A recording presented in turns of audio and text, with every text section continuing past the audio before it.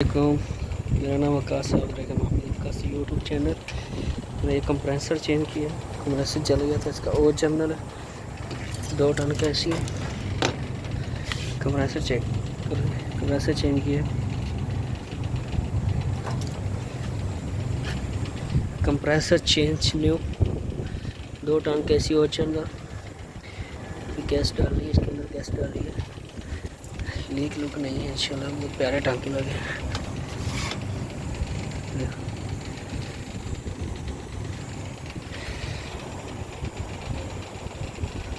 वो चल रहा